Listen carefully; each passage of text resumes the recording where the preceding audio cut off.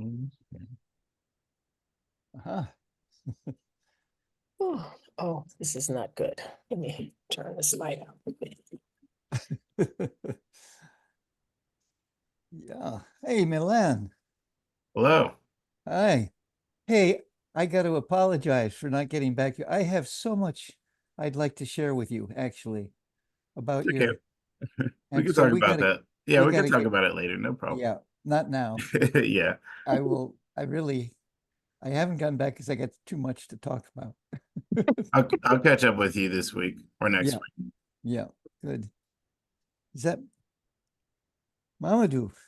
Hi, Hey, greetings. greetings. How are How are you? you? I haven't seen you in the family for quite a while. I know it's been a long time. Yes, Yeah, been a long time. Your kids must be all grown up now. they are all gone. Yes.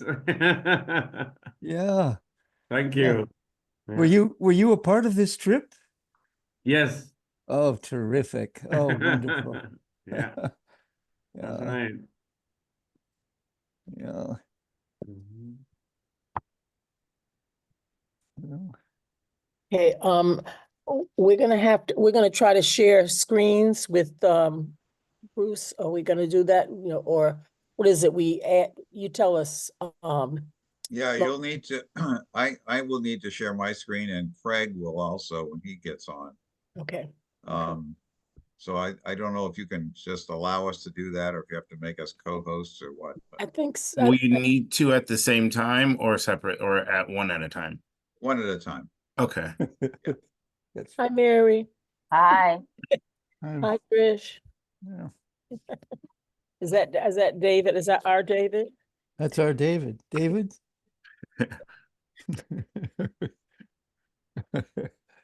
Yeah. Takes people a little while. And some people, and I said, I'm sorry, I forgot until this morning to remind you to register in case you hadn't. Mm. There's Craig. Yeah, oh, good, okay. Hello, Craig. Oh, good. Mhm. Hello. Greetings. Can you hear me okay? Yeah, Yes. you can. Mhm.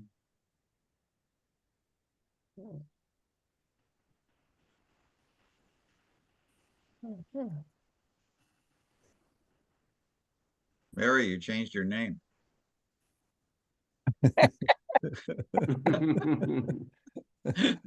When did you become Bruce Penn?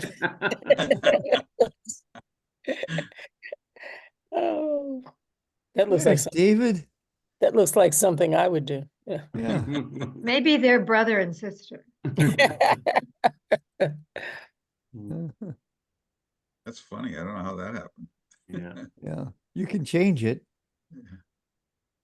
I mean, yeah, back to, okay, good. Mhm. No, you all can say what you want, but the more advanced, I keep saying it, the more advanced things are, the worse they are. They really are. I mean, as somebody who's had a cell phone for at least 30 years, I'm sorry, we used to call it cellular, and you only had 30 minutes and you didn't use even half of that. Now, I mean, my phone erases stuff. It erases stuff off of the calendar. So I now keep a paper calendar as well as that, because I said one or two I could say, but I've seen about 7 or 8 different things erased. And I'm like, okay, something's wrong. So I'm gonna have to take it back and have Apple look at it or whatever, but it's just Luck with weird. that. It's just weird. That's all I can say. It's weird. Mm.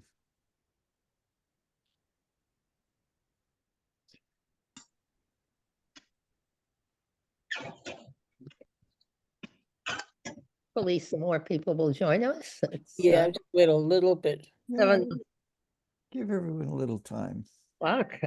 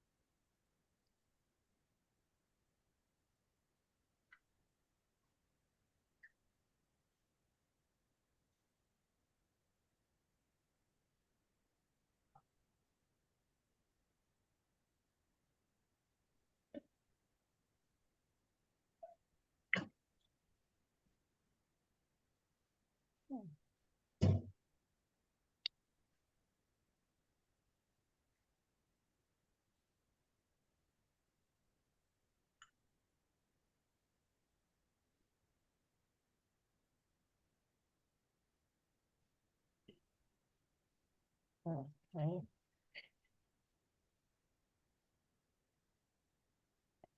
And our other person is not here yet, right? Yeah, I don't see her. So no, yeah, I don't know if she's gonna be joining us or not, to be honest with you. I haven't been able to reach her for this whole week, and Oh, yeah, so I don't know what's going on. Okay. But Craig is well prepared. Good. He's even got his Senegalese clothes on, or are they Gambian clothes? love it, love it. Oh, that's great.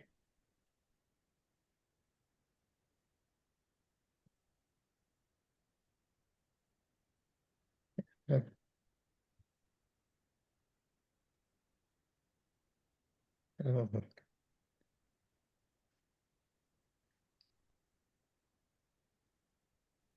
Let's maybe give it one more minute and Yeah, Sure. yeah, and I'll start talking about, yeah. oh, we just got a new one. Oh, Phyllis. Phyllis, okay. okay.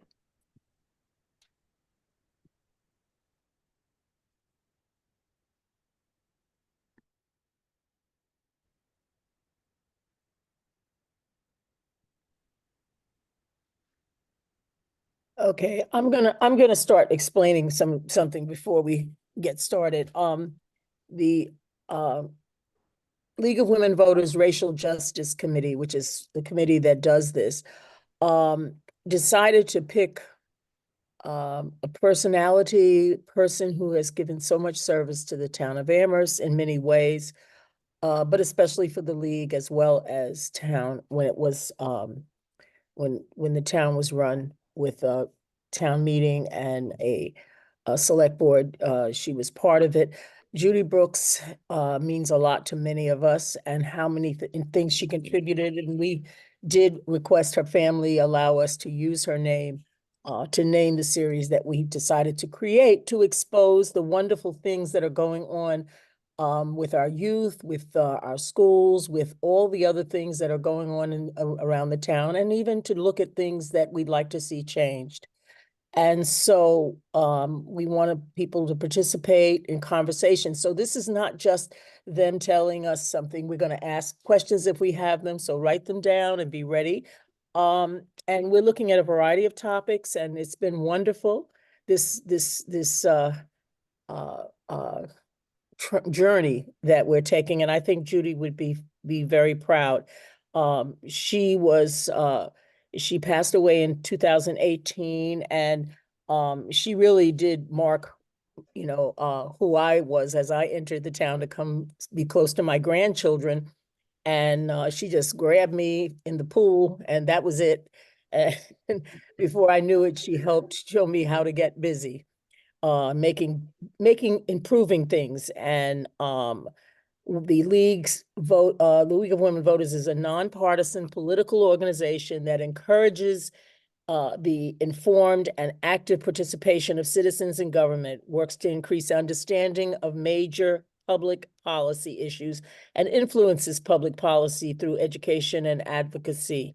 And we remember Judy Brooks as an educator and civic leader, very much so, who is actively involved in finding solutions to complex issues in her community.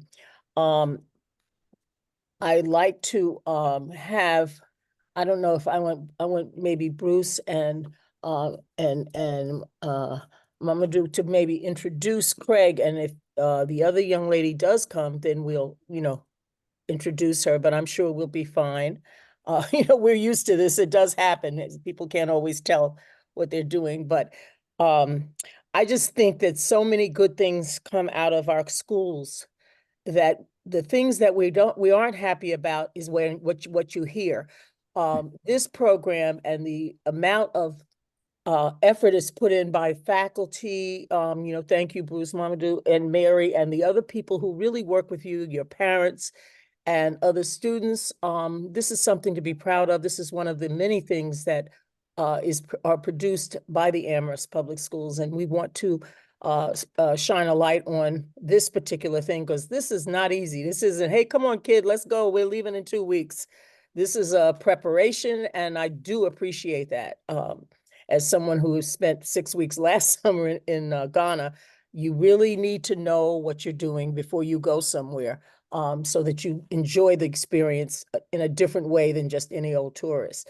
So I'm going to turn it over to Bruce, Mamadou, Okay. and Craig, Well, yeah, if that's okay. Mamadou and I thought we could give just a little bit of background about how the program got started and what it does, and then turn it over to Craig. Thank you. So I'll start with a little bit about the origin story, and then Mamadou's going to talk a little bit about the 2 countries that we go to and the partnerships that we've established over there. So the origin story of the Senegambian Scholars Program was a conversation that took place with our colleague Umi Sise in, as near as I can figure, 2008. Mamadou and well, I had conversations with Umi before that about Senegalese literature, because I was teaching literature at the high school, and there was one particular Senegalese writer and filmmaker that I was quite interested in. But after, when Mamadou and I helped her move a bed into her new apartment I think it was the spring of 2008 or the summer, and we sat down afterwards and had a conversation, and it sort of led to a lament that while the high school had, I think, 4 exchange programs at the time, all of them were to European countries.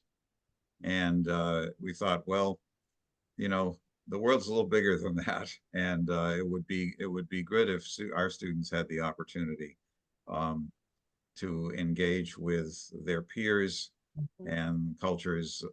And in particular, we were focused on Africa, which is, I think, probably the part of the world that Americans know least about generally. Plus, of course, Umi is a native of Senegal and Mamadou of the Gambia. So that's how it got started with that conversation. The next year or so, we established an after-school club where students were coming and learning about the 2 countries and reading books and things like that.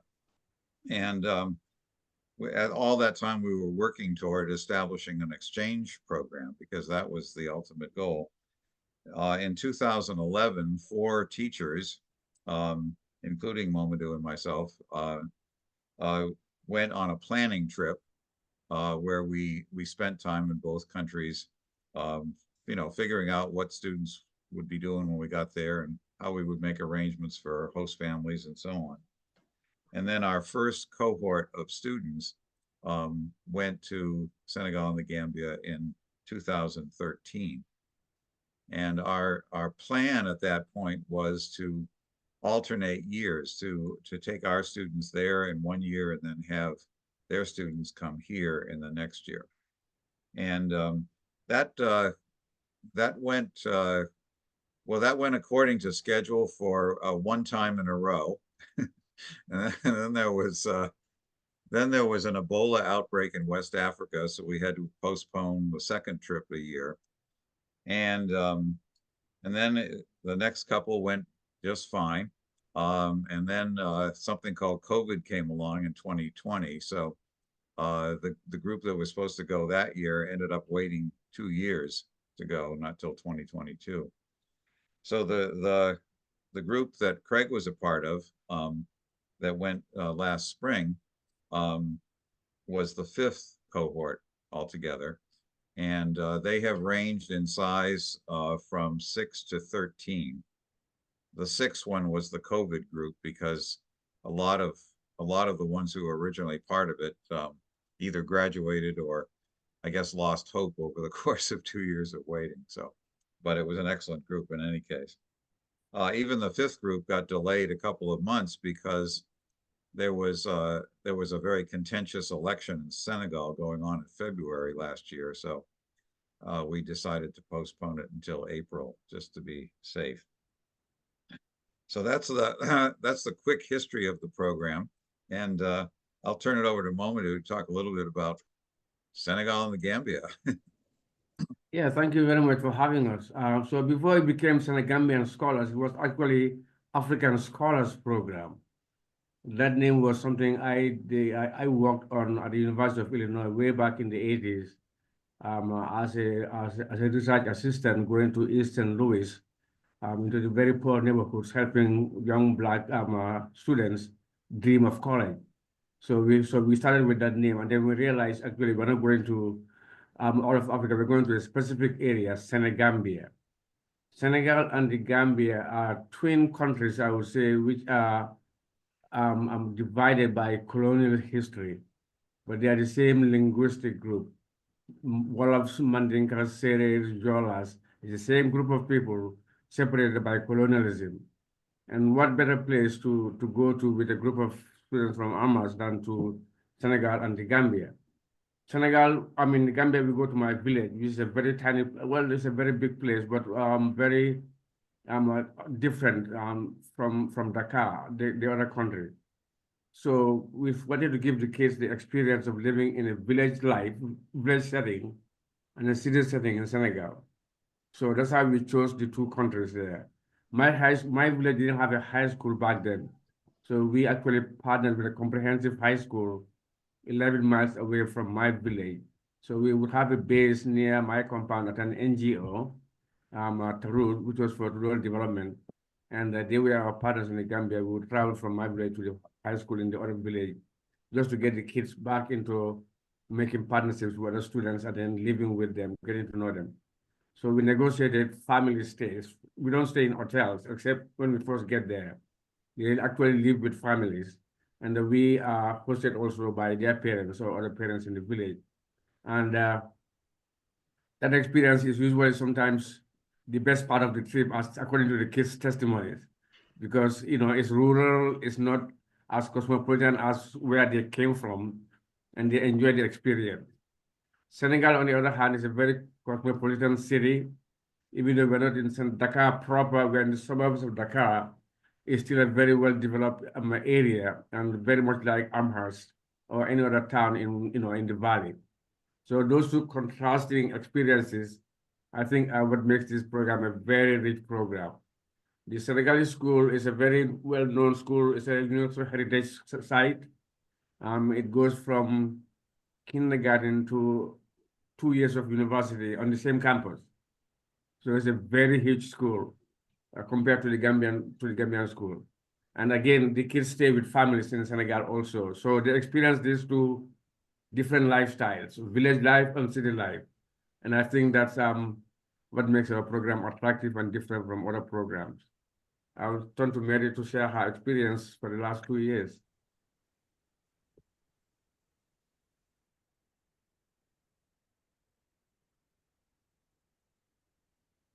Good evening.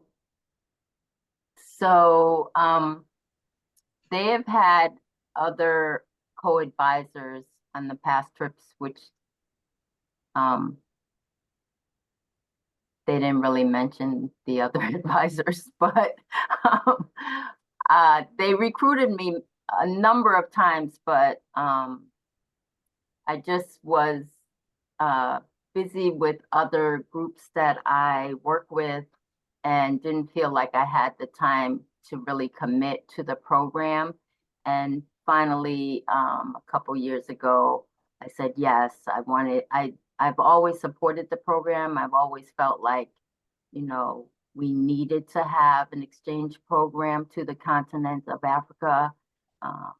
And so I was finally able to join and work with Momadou and Bruce.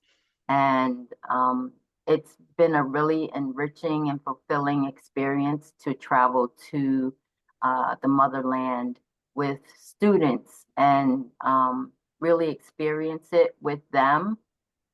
For many of them, I'm not sure that they will continue to explore Africa.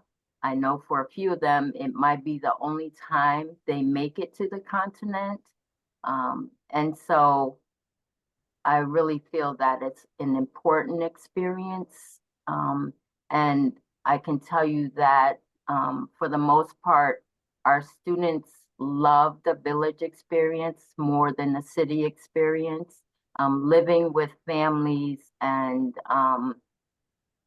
really doing without all the privileges that they have here in the US and in Amherst is really an eye-opening experience for everyone. And understanding how much they can do without and still be so happy to enjoy each other's company, to help with all the chores, even the use an outhouse. It's really a great experience for everyone. And so it's just been a wonderful experience to watch our students really take part in the home, the families, the culture of Senegal and the Gambia. And it, you know, it's something that they all say they will remember the rest of their lives.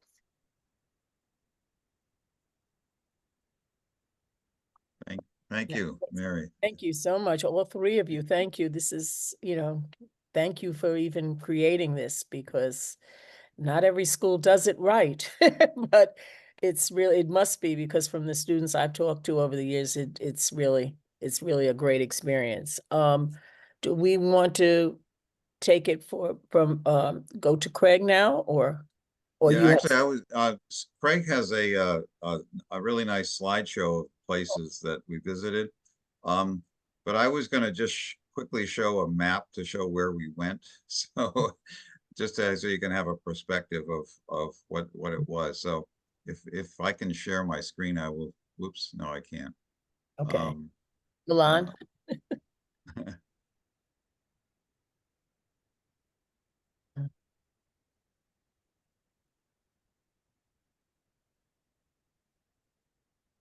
Okay, can you try it now? Is it ready? Oh, okay. Yeah, there we go. It's good now.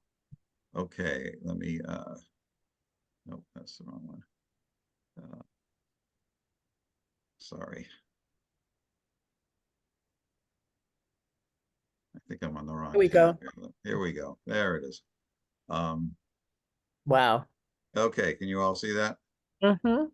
Okay, so just to give you perspective, you know, Senegal and the Gambia on the scale of Africa are pretty small countries, but they're on the far west coast. I think well, they're about as far west as you can get in Africa, except for Cape Verde, which you can see there on the map as well.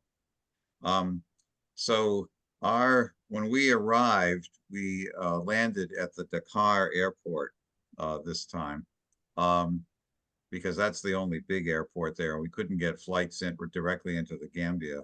Now, normally we would have taken the ferry to get to where we were going in the Gambia here, but the ferry was not working. So we had to go all the way this long route around. It was a long day after a long night of flying.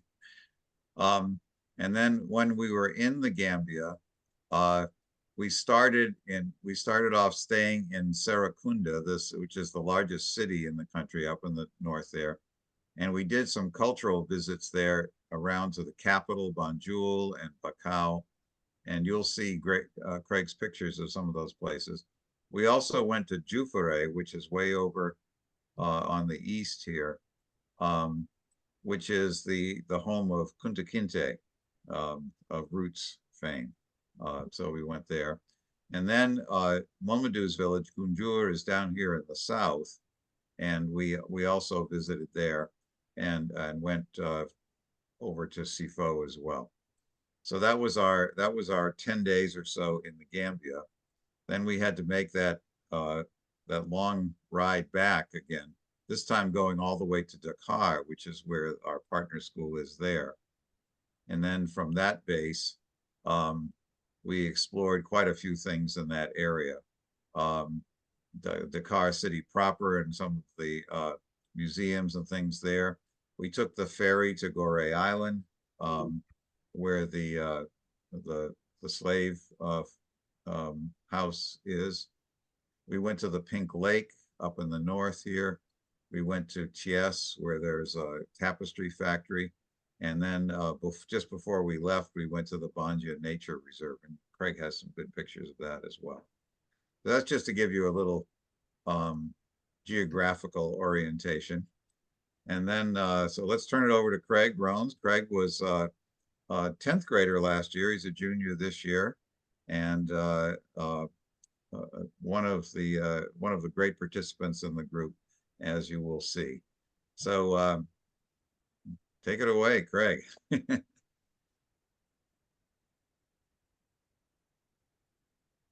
You're on mute, though. I'm going to go ahead and try to share my screen. Share.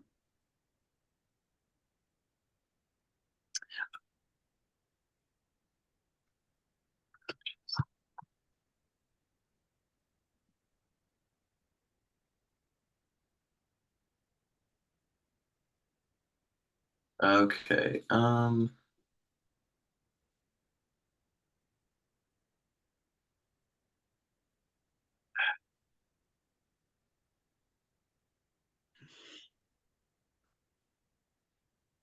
Alon is Sorry, I'm just having a little bit of trouble sharing my screen because Craig, if you want, I can share it, and then you can just tell me when to turn the pages.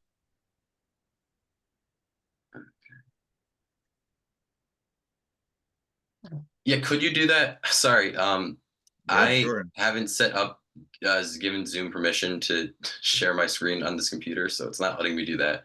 Oh, okay. No problem. I'll just tell you when to share the slides, change slides. Okay, we'll do. All right, here we go.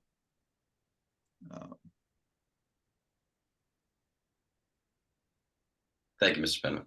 No problem. wow. Okay. Can you start from the beginning? Oh, that's the wrong one. Let's go back. I had it. I guess I had it set on the end. All right. Well, you all just saw a preview there of what's to come, but I'd first like to say thank you for joining this presentation and coming to learn about this program. It's a really unique opportunity, and I'm glad that I'm able to share some of my experience with you. All right, you can change the slide. Okay. Yeah. So first up, I'm going to talk a little bit about the process getting there. So the first image is us leaving New York. We first flew from Boston to New York City, and then from New York City to Dakar. The image next to the first one is us arriving near Dakar. And on the bottom is us first in the airport at New York City, and then us at the airport in Dakar. And on the side is us on the airplane. It was actually a really nice trip, I thought. All right, you can change slides. So when we got there, we were able to get a bus, and there's some pictures in the top left of us on the bus. And so we made our way because we first landed in Dakar, but we were going to which is in Senegal, but we were planning to go to the Gambia first as part of our trip. So we had to drive to the Gambia. And our original plan had been to take a boat for a lot of the trip because the Gambia is near a river, but the boat the boat was not working. So we had to drive a very long time. And I think that if you count everything together, we were traveling for almost 36 hours. But you'll see, this is some of the things we encountered on the way. In the top right, you'll notice some graffiti saying to vote Amadou Ba, and then on the next to it is a billboard saying vote Diomaye Faye for president. We had just arrived a few weeks after the election had taken place, and it was a very contentious election, so there was a lot of graffiti, a lot of flyers, a lot of billboards, just everywhere we went in Senegal. There was still stuff from the election, and it was a very contentious election. I remember even my Senegalese host telling me how, even amongst her family, she didn't really like the new president, but her mom liked the president. It was very important and dramatic. And also on the left is a mosque that we encountered. It was one of the first sites we came by, and then on the right is some cattle, and that's a reoccurring theme in both Senegal and the Gambia, where there's just lots of animals, particularly cows and goats, just kind of walking around. And then on the right is the baobab tree, which is it's the national tree of Senegal. There are a lot of them, and yeah, they're very beautiful. You can change slides. Sure. I just wanted to mention, you can see the whole group in that bus picture there, along with Aaron Buford, who was also one of the advisors on the trip there. So some sites in the Gambia. So the first place we stayed for the first 3 days while we sort of like rested and got ready was the Gambian Pastoral Institute, which is a religious institute, a Catholic, I believe, institute in the Gambia, where we stayed, and it's run by some nuns who were kind enough to like give us some food every morning. And there are some pictures of the gardens, which were very nice, and then us on the left, and then some of us playing basketball with some people we met. That's another reoccurring thing, is that even though we didn't know the people we were playing basketball with particularly well, they were very friendly and very open to it. Like just sort of everyone there was always like very kind and just sort of willing to get to know you. And yeah, this was a very nice place. And so while we were here, we were also going around different parts of the Gambia before we went to the school, and going to these different sites. In the top left is at the Kakakili crocodile pool, where you can walk around and pet crocodiles and take pictures of crocodiles. And I think my picture with that crocodile might have been the best part of the whole trip. And then next to that, you can see with all of us in the elder woman is Kunta Kinte's village. And I have a certificate that I received from that village after making a small donation. And then next to that is us meeting with one of the village elders. And we met with several of these people, and they were all very kind and opening. And next to that is us at the Never Again monument, which is, of course, in reference to slavery. And also on the bottom right is Arch 22, which was this monument constructed by one of the presidents of Gambia as sort of a testament and to his regime, although he's since been sort of overthrown, which I'll talk about more later, and it's been remodeled as a museum to talk about a lot of his atrocities. And so you can also see in the bottom left us going to a place where they do sand paintings. And while there, I got this beautiful thing, this beautiful depiction of a bird, where in the art is they'll like plaster sand over it, and it's very impressive. And next to that is where they used like pens and ink to make art, and this is a crocodile that I like sort of a small tapestry of a crocodile that I received while there. And above that is Kunta Kinte Island, where a lot of slaves were brought through and traded, and that pictures us arriving there, and next to it are some cannons that were on the walls. Thank you, Mr. Penman. You can the slide. And we also went to the beach quite a few times. On the top left is one of our hosts finding a sea snake, and then on the bottom, you can see us being carried into boats that we took to get to other places in the Gambia, and we all had it was very funny.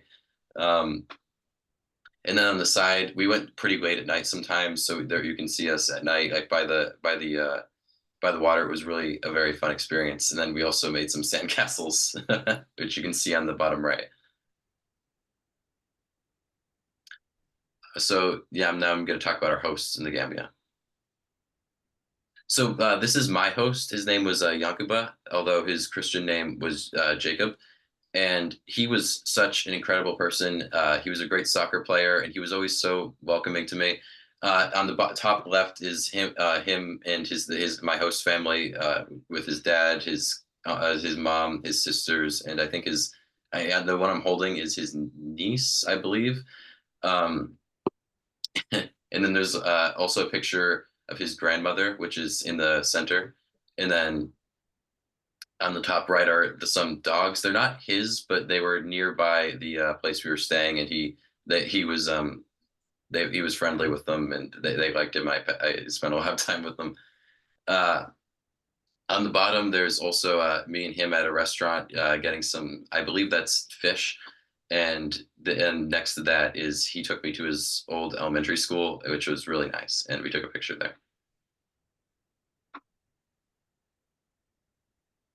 So these are some just group pictures of all of our hosts. In the top left is the building we use to like meet and plan things. And then in the middle, it's us it's some of us at a restaurant, and then on the right, it's all of us going to meet some elders and leaders in the village who, once again, were very kind and accommodating.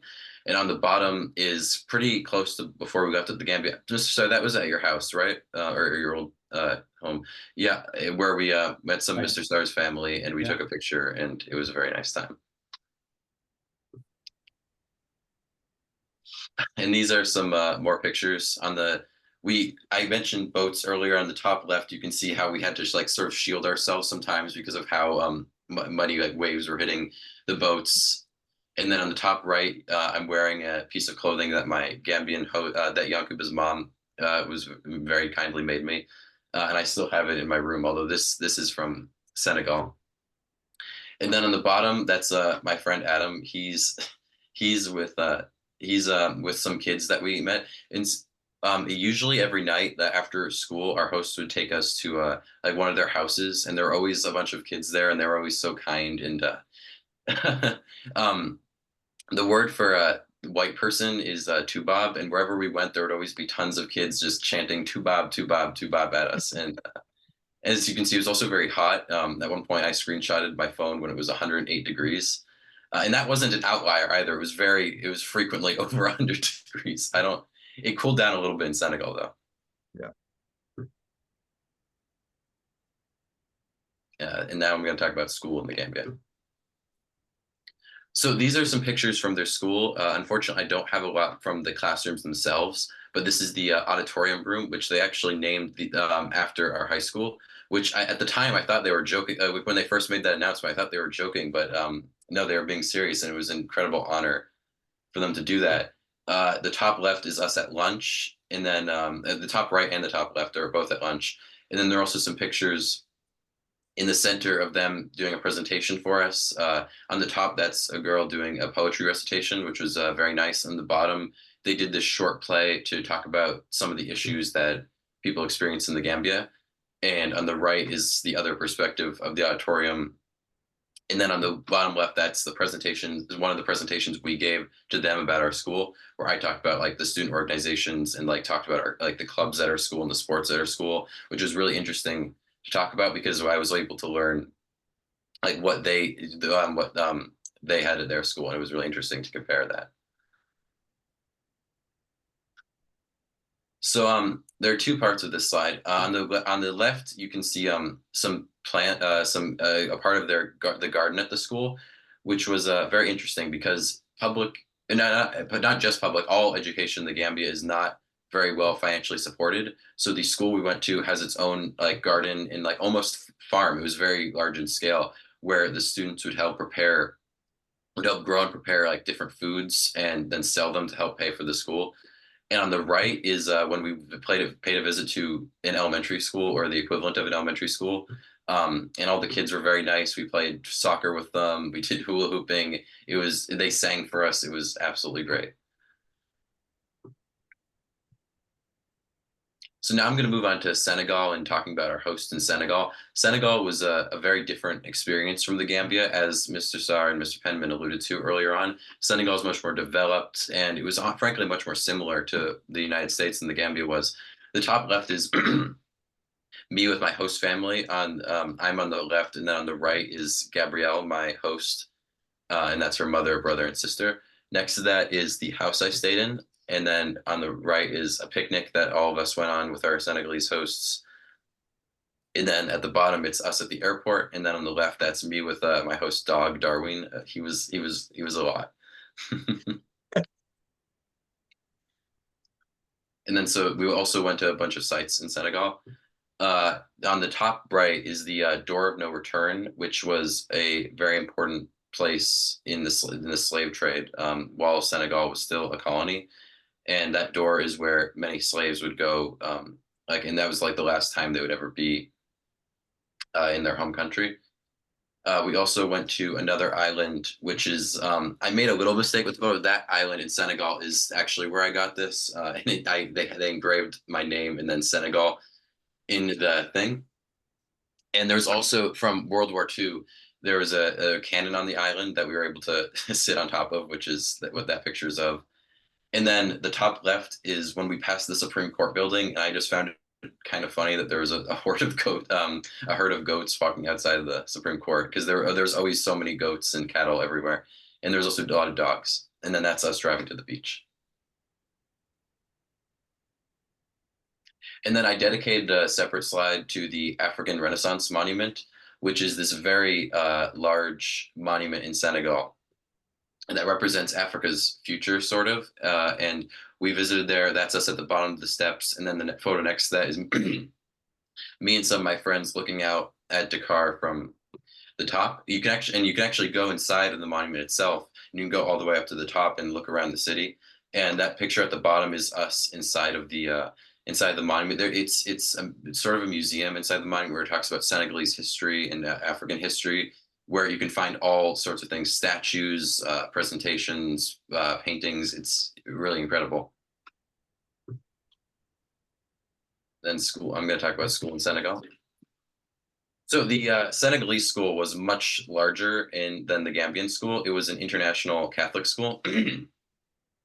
As you can see, there are some pictures of us on the left, and then we're on this like sort of structure that was really fun in the Senegalese school. There's a ping pong table, a pool. On the bottom right, you can also see a mural of all these different like great historical figures, and there was a lot of things like that. There was a lot of portraits and a lot of art things to represent different parts of Senegal in the world. And then they also kept these very large birds, and they also kept horses. It was very interesting. They took us through this area, and they kept a lot of animals there. Yeah, next slide. This is some of us, like some of the part of actual school on the top, and on the right, you can see one of us, like one of the people on the trip, sort of teaching some of the younger kids, which we were asked to do, and it was really fun. And then the top is us in class in Senegal, and then the bottom is some of our hosts listening to some of our presentation, listening to us talk about our school. And then I'm going to talk about some of the animals that were there. So yeah, we really encountered everything. There was crocodiles, there was a monkey that jumped on a car at one point, and everyone was taking selfies with the monkey. We went to this nature reserve where there was rhinos, hyenas, giraffes, gazelles. Also, on the right side, you'll notice the gecko, and both in the Gambia and in Senegal, a gecko just randomly wandered into my room, which I thought was a funny coincidence. And the bottom right is a peacock, which one of our hosts in Senegal just had a pet peacock, and he seemed very surprised when I told him that wasn't like a thing that was particularly common in the United States. All right, and then there's also the crocodile, and then the ostrich. Okay, I think that's the last one, right? And then, I was trying to find another picture. You can go to the next slide. Okay. This is the last picture we took with our host in the Gambia. It was very bittersweet. Like we were really happy that we got to know them, but we were also really sad they were leaving. There was also a picture of us saying goodbye to our host in Senegal at the airport. Everyone was crying and hugging. It was really sweet. I just wasn't able. I was having trouble getting it onto the slideshow. But yeah, thank you for listening to my presentation, and I hope I gave you a better idea of what this program was about.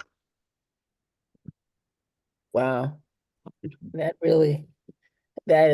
really beautiful. Thank you so much. Thank you. Okay, does anybody have questions that you'd like to ask? Martha, unmute. Well, thank you. Really enjoyed that. I came in and listened to all of you when you gave your talk at the high school last spring, so I know a little more. But I wondered if you could tell us a little bit about your research project. It was my understanding each one of you had to have chosen a research project actually before you left home and then work on it. Is that right? Yeah, before we left before we got for Senegal, we chose a topic that we do research on, and what was really unique about that is how many like people we got to talk to who were actually there, as opposed to doing the research solely through online sources. Like my topic was the political system in the Senegal and the Gambia, and I also talked some about the election. And I was really fortunate to be able to talk to Mr. Sarr's good friend, who was a professor in that area, and he told me a lot about what I wanted to know. And it was a really interesting conversation and a really unique unique opportunity to be able to do the research on it. Craig's going to share that again here as soon as we're. Yeah, if you, I was thinking about doing. Yeah, we were going to. Want to go right into that, or you want Yeah, to? we could. Yeah. More questions first, or. I'm not. Okay. Should I share it again? I just wanted to know that in Senegal, in Dakar, did you use French as your, or how did it work? I'm Gambia, learning. did you use Oh, sorry. English or other? I'm learning French at the high school, and I think when I first got picked up by my Senegalese host, I like introduced myself like using like the limited amount of French that I knew selectively, and I think I gave them the impression that I spoke slightly better French than I did. But because like they seemed kind of impressed, but when I got home. When I got to their home, her dad, who hadn't been in the car, just started like asking, like talking to me in French, and I had no idea what he was saying, and I just sort of had to because I just had to fall back on the fact that they sort of spoke English. It depended on person to person. My host and her brother both spoke pretty good, although not entirely fluent English, because like the language they used casually would have been French, but they've been learning English in school for most of their life. Her father spoke fluent English, and her mother spoke very, very little. In the Gambia, it was similar, because more people spoke English because French isn't a language that's present in Senegal. But if some of the people who were less educated, and particularly older people, when schools had been less prevalent, like for example, my hosts, my Yankuba's mom had never been to school, so she didn't speak any English. But Yankuba had been to school, so he did speak some. It varied person to person. Generally, I was all right with English, although Yankuba did like to teach me little bits and pieces of Mandinka, and then introduce me to someone he knew, and then try to make me seem like I knew Mandinka. I mention it just because one of the things is characteristic of much of Africa is how many languages, different languages, people do speak. Usually 3 or 4. Yeah, absolutely. Because in the Gambia, there was the English is the official language, but casually a lot of people speak Mandinka, which is an old tribal language. And in Senegal, there's even more languages. My host was Wolof, so she spoke Wolof, but I believe we had hosts from I can't remember off the top, but from various different tribes who all spoke different languages. Yeah, it was very interesting. Yeah. We learned a little bit of Wolof and Mandinka before going on the trip. I want to say that I am just amazed and full of compliments for how much effort went into organizing a trip like this.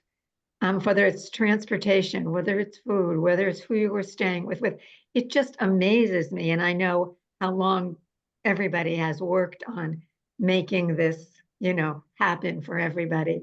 It really is inspiring to me that for everybody, congratulations for everybody who put their effort into doing that.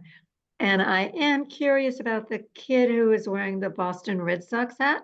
Where did he? I may have given that to him. Oh, okay. I was wondering. Yeah. But he's now a Red Sox fan, so I'm spreading the good word. But you're absolutely right. I think we might have spent more like collective hours fundraising and preparing for the trip than actually time spent in Senegal and the Gambia itself. But I mean, just like obviously nothing could really compare to the trip itself, but it was a really nice experience getting to do like all these different we made we made some Senegalese food and then sold it to different people in the community. That was one of our main fundraisers, which was really fun in its own, even like detached from the trip. And we did a lot, and we read like a whole book in preparation for the trip. And even now, this is something I didn't mention. Since it's an exchange trip, our Senegalese hosts are going to be coming here in April. So I imagine we're going to have to do some preparation for that too. Wow. Oh, fantastic. Excellent. I do want to mention that actually seeing sports team gear in Africa is not unique. They, you know, they are watching our sports like we watch their sports, and so they may not be authentic if you buy a jersey, but they copy them very, very well. I know that Craig pretty much outfitted his people with the Red Sox and the Boston gear, but it's not unique to see some of the younger folks in jerseys of our sports teams or hats from our sports teams. And now in Momadou's village, a lot of them are wearing Amherst Hurricane gear. Okay, okay. A lot of us playing ultimate frisbee. Yeah, frisbee, yeah. A lot of us also bought Senegalese like sports stuff. Like I have a because they were selling like Senegalese national like soccer jerseys on the street at one point, and I think at least 3 of us bought a jersey, including me. But I yeah, so we've exchanged some sports wear. Right. Well, do you want to go into your talk about the political system then? Yeah. Okay. Could you also present that? Sorry, I need to fix my Zoom account. Yeah, no problem. No problem. Let's see, I gotta get out of this one first. Oh, wait a minute, I think I have to get out of it before I share. Yeah, it's okay. Yeah. While you do that, this is a wooden like a tiger that I purchased in the Gambia off the street, and it's really like there's a lot of art on the street that you could get, and it was all so beautiful. It was almost hard to like pick what to buy. Yeah. I also got like a wooden and metal mask that was that's hanging on the wall in my house, and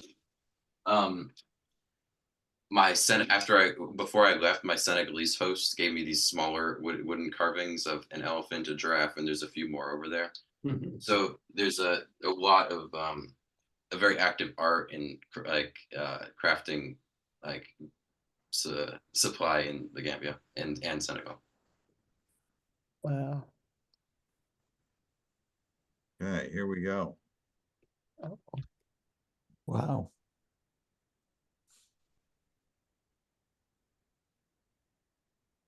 So yeah, this is my research project that I did on Senegal and the Gambia, where I overview some of their political systems and then like sort of speculate about like what the future might hold, which was largely informed by my conversation with Mr. Starr's friend. And that in the background is the African Renaissance Monument. Oh, sorry. So yeah, just good. That's fine. Okay. That's fine. Yeah, I talk about the Senegal and the Gambia, and I give an overview of because both countries recently experienced a crisis, and then I talk about the Senegalese election, and then my conversation with Professor Abdoulaye San, who's Mr. Starr's friend. So this is just a very brief overview of the two countries. On the left is Senegal, which is a former French colony that received independence in 1960. It's made up of 14 regions with 17 million people. The Gambia is a much smaller country. It's a former English colony that received independence in 1965 and has a population of 2.7 million people. So until very recently, Gambia was ruled by Jammeh, who was a military officer who came to power in a bloodless coup in 1995. And he was in power for decades, although he was accused of many human rights violations, and like he was almost like he was in name only. He was pretty dictatorial. But so he, even with that though, he still lost the election in 2016, where initially he conceded defeat, but then refused to leave office after that. And eventually, what? It almost sounds familiar. I was going to say the same thing. Sorry, And I then have to eventually, know that. Yeah. eventually a coalition of countries had to come together to force him out, although it wasn't violent because the Gambia he wasn't able to really put up much of resistance, and he's now in exile in Equatorial Guinea. Although a lot of people are not a lot of people, but the current government in the Gambia is still somewhat unpopular, and a lot of people like sort of look back and are like, oh, even though he was terrible, like there were certain parts like he did stuff for infrastructure and some other parts of the economy. So his legacy is very contentious. Although one of our Gambian hosts was not very fond of him and called him an idiot when he came up. So he's not. It's complicated. He's also the one who built the arch, which I showed some pictures of in the previous slideshow. So these were until recently the two major power players in Senegal, where on the left it's former President Macky Sall, who was part of the APR party, who had been in power for 2 terms. And initially he'd been very popular, but his popularity had sort of waned for a while, and he was considering running for a 3rd term, and ultimately decided not to, but that caused a big controversy.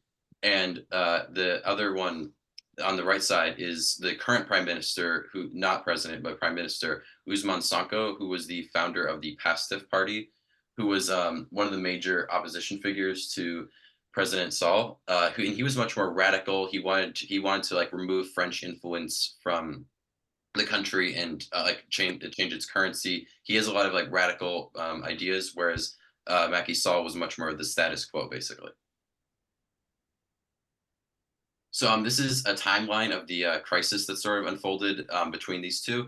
So in July of 2023, Sonko was arrested for disturbing the public order, and shortly after that, he's ruled ineligible to run for president because he was planning on running for president in 2024 because he had a very strong showing in the last election and was planning on running again. And in February of 2024, Macky Sall indefinitely postponed the presidential election. This was after he had decided to not run for a 3rd term, but he was he didn't give a date exactly when the election would be. So this caused a lot of people to be upset, and this is why and this whole situation is why we had to delay the trip a little bit, because people were very angry about the whole situation. But eventually the Constitutional Council, which as I understand is similar to the Supreme Court, just overruled his decision, saying that it wasn't constitutional. And then eventually, he even though the election had to be delayed because he had originally postponed it, he gave up, and the election was held in April 2024. So Bassirou Diomaye Faye was a protege of Ousmane Sonko because Ousmane Sonko was still ruled ineligible to run for president. So he had his protege run in his stead. Although he had never held office before, he was a I think he was a tax collector previously, but so he was very much a political outsider, which was in some ways a strength in this election. And then the other side is Amadou Ba, who was a member of President Sall's party, and he was the prime minister for him. He wanted to stay the course and argued that the economy was good and that they should focus on expanding the economy. And you could press the screen again. So as you can see, Bassirou Diomaye Faye won by a large margin. He was expected to win, but he won by even more, I believe, than he was expected to. And in the end, even though Ousmane Sonko was unable to run for president, he was appointed as the prime minister. And you can switch slides. Oh yeah, and that's a map of the election, but it's pretty small. So this was Bassirou Diomaye Faye. It's like Sonko wanted France to leave Senegal and wanted to assert Senegal's independence. And so during a speech shortly after his election, he said, "It is time for France to leave Senegal." And the next slide goes into detail about that. So he wanted to increase Senegalese control over its national resources, and he wanted to renegotiate trade deals and oil contracts so that they would have access to more of their own stuff. He also wanted to introduce a new currency because the current Senegalese currency is backed by the French. He also wanted to abolish prison sentences for press offenses and improve freedom of speech. And he also, a major focus of his campaign was improving the economic situation for the youth.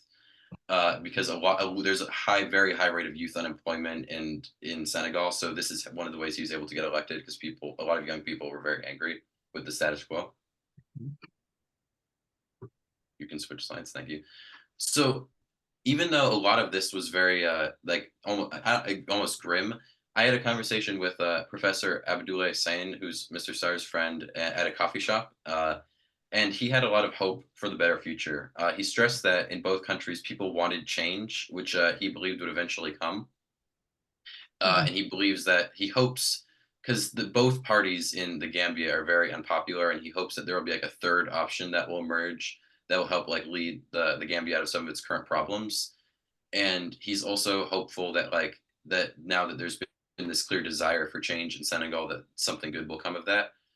He believes that it's possible, especially with Bassirou Diomaye Faye's election, that Senegal and the Gambia might confederate in the future, unify in the future. Many decades ago, the two countries were unified. They split apart due to some like various economic integration issues. But he thinks that currently the Gambia is so intertwined with Senegal's for protection in its economy that they might as well just merge for the benefit of both countries. All right, you can switch slides. Thank you for coming to my presentation. Yeah, I just wanted to say something, Craig. Bruce, can you go back to Ablai? Oh, never mind. Oh, whoops. Yeah, so Ablai is a classmate of mine. We went to the same boarding school in the Gambia. He studied at the University of Colorado. That's why he got his PhD, and taught at the University of Miami, Ohio. And that's why he retired from.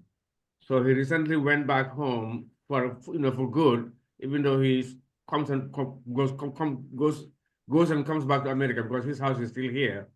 But he just started a new institute, which we are all contributing to, in order to foster more youth involvement in political life in the Gambia, particularly. So he's doing a fantastic job over there, and those of us in the diaspora are also supporting him through an effort there that we can involve our youth to be as active citizens, as we had hoped, as during our time, because we were very active as youth activists in the Gambia. And now everybody's just like, looking for looking to fill their pocket with money.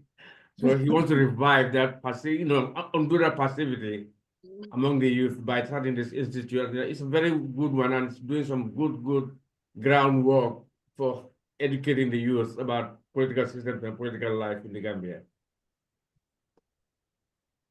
Thank you. Thank you so much. Does anybody have any questions or I mean, you really covered it, Craig. I mean, in the schools, do they speak French, or do they speak in the different schools, do they speak the native languages, or are they teaching any of the other languages besides that? In the Gambia, they speak English in the schools because the official language is English, because of as a legacy of colonialism. I actually got to take an English class in Gambia, which was actually an interesting experience. And then in Senegal, it was but although in the Gambia, it was even though like the school was officially used English, like just in passing, a lot of people would speak Manika, whereas in Senegal, it was almost entirely French. Mm-hmm. Although they did have like English classes in Senegal where it would be different. Is it hard for students to get to the college level? You said some of the schools actually went up to the first 2 years of university if you maintain some, I mean, you said it goes through all the way through to the second year of college or equivalent to that. I don't know. I think some people have to enter school late because of just their like family's financial situation. So there actually were some students who were quite a bit older than us. But I believe it would just cover the equivalent of a secondary education. There is a university in the Gambia, and there's a few in Senegal, though we didn't visit either of those, unfortunately. Craig or Mamadou, you could answer. Probably in Gambia, because of the colonial education system, there's something called A-level, which is usually 1 or 2 years beyond the fourth year of high school, as we call it. Is that also operate in Senegal? that there's Mr. Starr, do you want to comment on this? Because I think you might actually be able to answer this better than I did. We were not taking A-level classes in the Gambia. It's a very competitive in the Gambia after the 11th grade, when you get into the 12th grade, you are sitting for first the A levels, and when you pass that, then you get into what we call a sixth form, Yeah, which is like 1 year beyond 12th grade, yeah, getting you ready for university. right. Similarly, in Senegal, the baccalaureate is same like this here. So our system was basically based on the British system. English, you hear the British talk about the A level. I passed my A levels. We have the same system, but now it has been sort of decolonized. Now it's the West African exam system that Yes. runs the program now. Yeah, Even you're though under they the West borrowed some African from the exam. British system in terms of content, they are focusing more on African content than British content. Yeah, I ask partly because if there's a joining of Senegambia, Yeah. the question of how the two education systems would work together would be kind of interesting challenge. That actually happened. I feel like that would be the least of the concerns. Yeah, no, it's Yeah, I mean they attempted the confederation. I think it lasted maybe, I don't know, 5-6 years. Yeah, and it was just, yeah, Senegal always looked down on the Gambia, and that was part of what the Gambian grudge was. yeah. That we are not your brother, we're not your younger brother, or we're not your eighth region, which is what they used to call us, the eighth region of Senegal. And I think that kind of broke the camel's back for some Gambians. Like, no, we don't want this anymore. We want like Brexit. Yeah. Yeah, they just got out of the whole conference. Like, no, we're not going to be inferior to you. So Yeah. but that's what Abla is trying to revive, to get back there. Yeah. Yeah, and Craig, do you plan to since you're still in high school, but do you plan to try to go to one of other countries in parts of Africa also, just to learn something after your experience? It's interesting because I really would like to, but it's hard to say I have a plan to because I don't have like flight tickets booked. But like long term, there yeah, I definitely would like to because I think of the various places I've been, this was definitely like I feel like the most interesting, and the contrast was so deep. It's actually interesting that you mentioned that because I had been shortly after I went on the trip, my friend went to the Ivory Coast over the summer with her mom, who was doing some work there, and it was just interesting how I was able to like I just recognize some things that she would talk about because I'd been to a country nearby, and that was an interesting connection that I had. Although I definitely like to visit some other parts of Africa. Maybe Morocco is somewhere that my mom kind of wants to go. Okay, it's really interesting. Martha? Yes. Are you keeping up friendships with any of the host families or the students that you met? And if so, how do you do that? So as a collective group of like all 20 of us, with all of our hosts and all of us, there's this one group chat we have where it's mostly just people saying hi, hello, how are you, over and over and over again. But on an individual level, I've definitely been able to keep in touch a lot.